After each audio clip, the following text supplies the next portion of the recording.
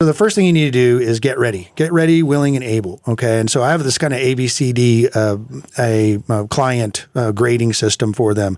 And A means active investor. That means somebody that's ready to go. They're actively looking with me. And that basically means they've got their funds in hand, their pre-approval letter out with a lender. They're ready to go. As soon as we find a property, they're putting their earnest money check down, or nowadays it's just being transferred or wired, and ready to go. I've got my B buyers, which I call my Boulder buyers, and they're bolder because they're getting more and more serious about doing this, but they're not quite active, like following it every day, ready to write their check. So I've tried to move our bolder clients to the A category so that they're ready. So because it's kind of, I'm also super busy trying to service the people who are ready right now. And then I got my C clients, which is, majority of the public is C, which is contemplating. They're considering this. It's something that would be a nice consideration, right? And then we have the D people, which don't want. Anyways, we're not interested in doing this. So that's okay. If you don't want to do this, but that's kind of why I kind of grade it, and I try to move everybody to the A category so that it can help them build wealth through real estate. So the first thing you want to do is make sure you're prepared, get your pre-approval letter, which we help you with. We've got lots of mortgage companies that we work with, and I used to own one, so I know that they can't pull the wool over my eyes or my client's eyes. Or if you're doing cash, just your proof of funds available. Be ready to write that earnest money check or send that earnest money out via, as quickly as possible. Overnight it, or we'll just go ahead and wire it.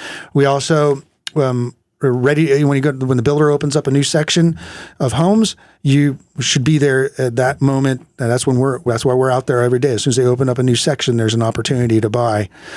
We just had it happen. I sold 9 houses last weekend.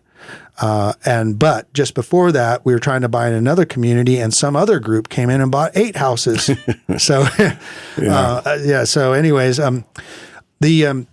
after you put the earnest money down, then the builder's agent, the on-site agent, does the contract. And then with that, we help add what we need to, the minimal amount of upgrades to make it good for rental and resale, try to keep the cost down as much as possible. And then they do the contract, and then it is a DocuSigned out to the client.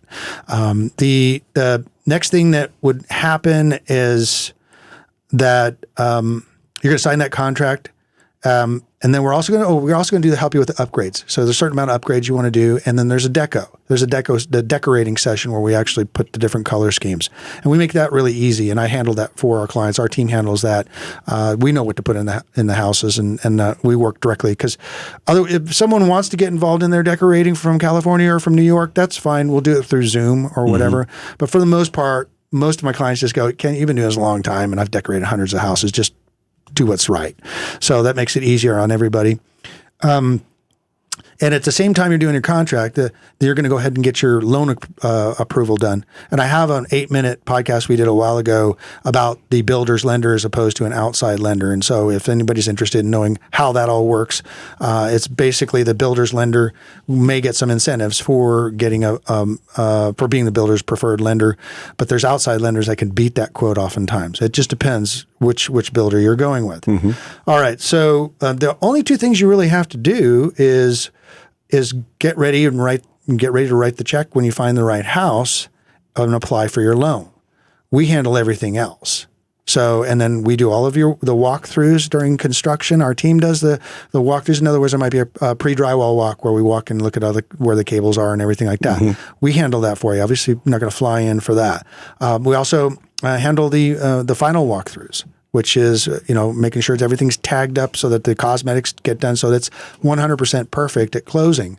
And we don't like closing unless the house is 99.98 finished, because we don't want the builder going back into the house with their contractors. It's a pain in the butt. And it's little things too, like just little outlet covers that aren't screwed in. You let them get away with that, they're not coming.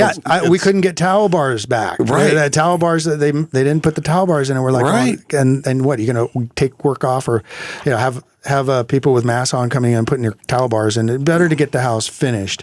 And that's what we really pet peeve, because we want to get these things rented, and we don't want to have to wait for things to be finished. So Then after all that process, so basically you put your money down, you've signed the contract, we've helped out with all the deco, then let them build the house. That's really pretty much it. And so you're looking at 6, 8, maybe even 10 months now. Once again, we don't, for me, I want it to close right now is a perfect time to buy because they're going to close in summertime. And that's the best rental time. So let them build a house and put your head on the pillow. Don't worry about it. And really, you can't even lock your mortgage rates in until 60 days before closing.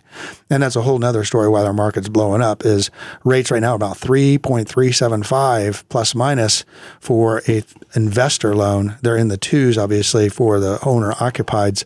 Lowest cheapest in 30 money, years. Well, cheapest ever. Ever. Yeah. So, and that's going to continue to, people, so you look at it as an investor, that's just improved most of our investors' cash flow by $200 a month. Yeah. Just for rates. Okay. So then let them build a house and then you handle your walkthroughs, but then about a few weeks before closing, we start the activity of getting prepared for closing. You may want to order a private third-party inspection on the builders or help them to make sure that they have peace of mind. I'd say about 70% of my investors will do a third-party inspection.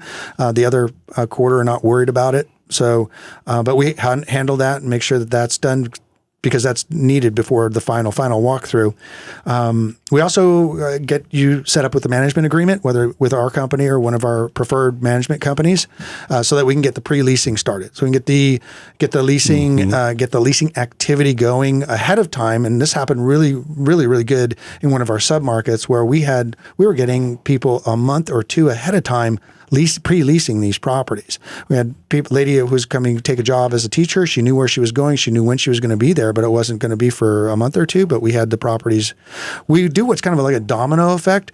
We have, like I said, we sold 8 houses in one neighborhood. And so what'll happen is the first one that closes is bait. So we do all the leasing on that, and then what happens is as soon as they call or as they pick a flyer out of the box, it's like, oh wow, look, there's that one down the street and that one down the street. Those are all coming up there. So that's what's really been effective. That 0405 boom when we were doing that, it was super effective. That we use houses as bait. We're getting them leased because well, that one's not ready, but we got this one down there. Oh, that works out better for me. So, so the pre-leasing activities and getting the tenants interested in these areas.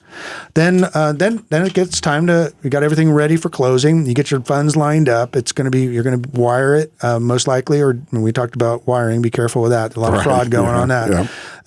And then we'll also do mostly remote signing. In fact, it's becoming even more obviously because of the health reasons. They're preferring remote signing, and actually you do remote notary these days. Nice. I just had a remote notary from Japan.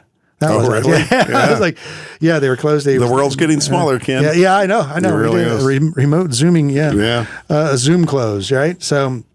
Okay, and then you're closing. Then we go get the keys, put the sign in the yard, put it in the MLS, and then get it leased and get it up and running. And so I wanted to go over that because a lot of people are asking and saying, well, what happens next? What happens next? And so I am writing a book about investing. This called Turnkey Profits, which is really this is what this is. We try to keep it as turnkey as possible, where you're not that much involved in it unless you want to be. Always available for questions, especially by text. That really helps a lot because a lot of people have a lot of questions. A lot of people don't have many questions at all. They just believe in the process. Right. Well, you're doing the right thing, and we mentioned it before. You mentioned it again. This is what Ken and his team. That's what just like people do their whatever job that they do. This is what Ken does. It's fun, but it's frustrating. It's challenging. But we're up for it, and I've been through this. I've been in the business for 35 years. I started as an investor, and I've been through booms and busts in 3 different states, and I've been through since '93. I've been through the ups and downs in Austin, and Austin right now is on fire, and it will be. Well, sorry, we don't want to use that. Yeah, and the one last thing about that whole thing about people migrating here, and it's unfortunate we keep all those people with the, in the fire in the area and not being able to leave their homes and stuff like that. Very frustrating, along with everything else, with the government taxing even higher, and just especially the wealthy are getting taxed even higher. So really have a feeling for people who want to get their wealth transferred out of these high areas like California that are suffering so much. Right. And that also translates, once they start looking at Austin, often translate to a move. Yeah, So, it does. It does. You're welcome to come to Texas. We talked about that. Yeah. What is it? As long as you don't. Hey, you're welcome to come to Texas. Just don't put beans in our chili. That's it. Just don't let me catch you putting beans in the chili. Yeah. One last thing on that whole moving from California or moving from the East Coast is that we talked about that. Is there a backlash of saying like Californians go home or New Yorkers go home? Not really, because everybody that's here pretty much came from somewhere else. Yeah, especially in Austin. Yeah. Yeah, especially in Austin. Yeah. And you and I have been here a long time. Yeah, we've seen it all. Yeah, I've seen it all for sure. The growth is amazing, but good. It's good. And now they're all moving to the suburbs. So, I'm blessed to be in the forefront of that, and but challenged to, just like everybody else is trying to find houses. Yeah. Well, again, Ken, always good seeing you. Good. Hey, thanks. You can reach me, Kenn Renner, Kenn, Kenn at buyaustin.com. Sandy, it's a great time talking with you. Thanks, man. See you.